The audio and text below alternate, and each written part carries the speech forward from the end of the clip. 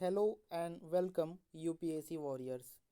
हमारे इस सीरीज़ में हम टॉपर्स की आंसर कॉपीज़ पर डिस्कशन कर रहे हैं ताकि हम उनके आंसर कॉपीज से सीख सकें और अपने आंसर्स को एनरिच कर सकें। हमने पिछले वीडियोस में कुछ रूल्स के बारे में सीखा जो कि इस तरह के थे। हमको वही लिखना होगा आंसर में जो एग्ज़ामिनर ने पूछा है। ठीक है, हम इधर उधर की बातें कुछ भी नहीं लिख सकते हैं, नहीं लिखना चाहिए हमें। ओके, हमको इंट्रोडक्शन, बॉडी और कंक्लूज़न के फॉर्मेट में आंसर लिखने पर फोकस करना चाहिए, स्पेशली जीएस के पेपर में। फैक्ट्स का हम यूज़ कर सकते हैं, डायग्राम्स और फ्लोचार्ट्स का यूज़ करके हम अपने आंसर्स की वैल्यू को बढ़ा सकते हैं। ओके, तो शुरू करते हैं आज के वीडियो को। आज हम AIR 1 इशिता मैम की कॉपी लेकर यहाँ पर उपस्थित हुए हैं। चलिए देखते हैं। क्वेश्चन एक बार इंग्लिश में और हिंदी में दोनों में पढ़ लेंगे ताकि दोनों मीडियम के स्टूडेंट्स को दिक्कत ना हो। Do you agree with the view that time has come to revisit the 7th schedule? Question हमको 7th शेड्यूल के बारे में मिल रहा है पहला। ठीक है, 7th schedule of the Indian constitution, discuss with suitable arguments. बोलता है कि क्या वह टाइम आ गया कि हमको 7th शेड्यूल को रिविजिट करना चाहिए। ठीक है, तो सबसे पहले क्या करेंगे, 7th शेड्यूल के बारे में इंट्रोडक्शन देंगे। तो क्या उसको रिविजिट करने की ज़रूरत है, need to revisit 7th schedule, ये बता दिए। और उसके बाद में वे फॉरवर्ड, तो रिविजिट करने के लिए क्या किया जा सकता है, setup committee for revisit, refer recommendations of law commission, second ARC and NCR WC। Okay, यहाँ पे SR बोम्मई केस हमने पहले डिस्कस किया कि हमको क्या करना होता है, फैक्ट्स का यूज़ करना होता है।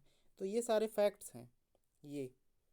ठीक है, स्पेशल जो नेम है सारे फैक्ट्स हैं, जो नंबर्स होते हैं वो भी फैक्ट्स हैं, जैसे कि आर्टिकल वगैरह। चलिए okay, next question is highlighting highlighting the advantages of online dispute resolution. जो ऑनलाइन डिस्प्यूट रिजोल्यूशन होते हैं उसके बारे में क्वेश्चन है। Highlighting the advantages of online dispute resolution mechanism for justice delivery, discuss the challenges associated with its effective implementation in India। 150 words. यहाँ पे हिंदी वाले भी समझ ही गए होंगे कि क्या बोल रहा है कि हाईलाइट करो एडवांटेजेस को, किसके, ऑनलाइन डिस्प्यूट रिजोल्यूशन के, इसके मैकेनिज्म को, है ना। फॉर जस्टिस डिलीवरी, किस लिए, न्याय वितरण के लिए, जस्टिस डिलीवरी के लिए। और डिस्कस करो कि इसके क्या चैलेंजेस हैं। तो ऑनलाइन डिस्प्यूट रिजोल्यूशन क्या है ये बता दिया गया, इसके क्या एडवांटेजेस है ये बता दिया। तो टाइम की बचत करेगा ही करेगा ये। ओके, और इसके क्या चैलेंजेस हैं, तो पहला चैलेंज हम देख लेते हैं, role of EI and EQ, है ना। उसके बाद क्या लिखा हुआ है, role of EI and EQ in decision making can not be replaced by AI algorithms। ठीक है, जो AI है यानी कि आर्टिफिशियल इंटेलिजेंस है, वो कभी भी ह्यूमन इंटेलिजेंस यानी कि EI और EQ को रिप्लेस नहीं कर सकता। ये सब चैलेंजेस हैं इसके। ठीक है, ये सारी चीज़ें। Next question is, despite the constitutional division of powers. ठीक है, क्या बोल रहा है, हिंदी में थोड़ा सा एक्सप्लेन कर देते हैं। Despite the constitutional division of powers, constitution ने जो है पावर का क्या किया हुआ है, डिवीजन किया हुआ है, लेकिन फिर भी centre state disputes have been अपने perennial feature of Indian democracy. फिर भी इंडियन डेमोक्रेसी में हमको क्या दिखाई देता है, डिस्प्यूट्स दिखाई देता है, किसके किसके बीच में, सेंटर और स्टेट के बीच में। और ये बहुत पुराना फीचर हो गया है, perennial feature, okay, of Indian democracy, discuss with example. ठीक है भाई, तो सेपरेशन ऑफ पावर्स है, 7th शेड्यूल हमने पढ़ा। सेंट्रल लिस्ट और स्टेट लिस्ट के बारे में, ठीक है, कॉन्करेंट लिस्ट के बारे में। तो पावर्स का सेपरेशन है, फिर भी सेंटर और स्टेट्स के बीच में क्या होता है, डिस्प्यूट्स होते रहते हैं। पहले इंट्रोडक्शन,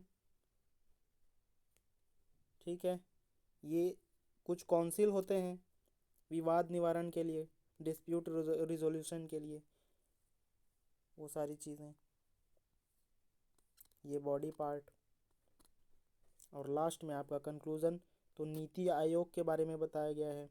नीति आयोग से cooperative federalism can ensure healthy states progressive India for India @75। ये भी आपके आंसर की वैल्यू को बढ़ा देता है, ठीक है। Question number 4, do you agree with the view that adopting a framework for lobbying, बोलता है कि क्या तुम एग्री हो कि हमको एडॉप्ट करना चाहिए क्या फ्रेमवर्क फॉर लॉबिंग, लॉबिंग के लिए हमको फ्रेमवर्क एडॉप्ट कर लेना चाहिए, क्या तुम एग्री हो। विल स्ट्रेंथन पार्टिसिपेटिव गवर्नेंस, और इससे क्या पार्टिसिपेटिव गवर्नेंस को मजबूती मिलेगी और ईज ऑफ डूइंग बिजनेस को भी मजबूती मिलेगी, क्या तुम एग्री हो, ऐसा बोलता है। क्या आप इस विचार से सहमत हैं कि लॉबिंग के लिए एक ढांचे को अंगीकृत करना, अभी तक कोई ढांचा नहीं है, ढांचे को अंगीकृत करना भारत में सहभागी शासन और कारोबार सुगमता को सुदृढ़ करेगा।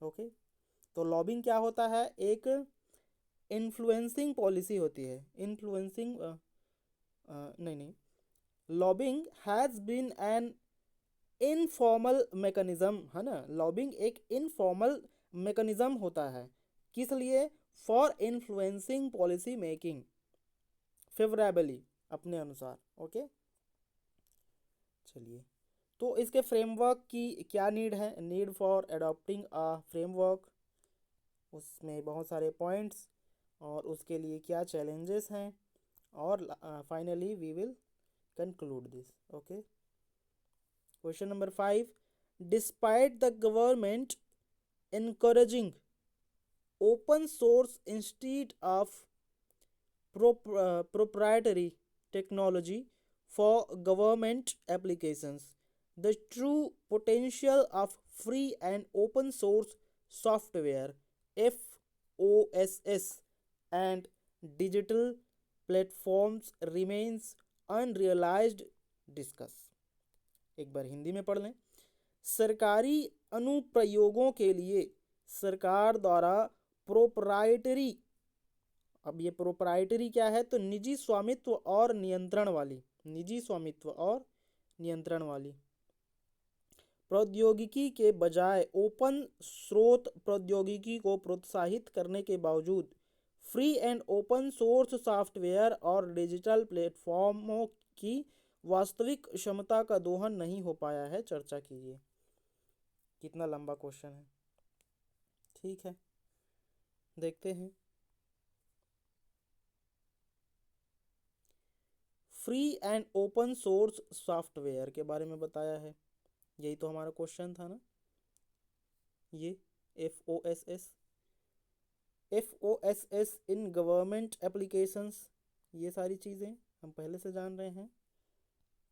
ओके, नीड ऑफ,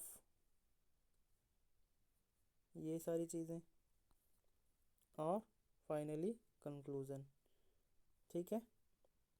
तो आज के लिए इतना ही रखते हैं, 5 क्वेश्चन तक, आगे का क्वेश्चन हम फिर नेक्स्ट वीडियो में देखेंगे। आपको PDF हमको हमारे टेलीग्राम ग्रुप पर, टेलीग्राम चैनल पर मिल जाएगा, आप ज़रूर से ज्वाइन करें और चैनल को सब्सक्राइब करें। तब तक के लिए धन्यवाद।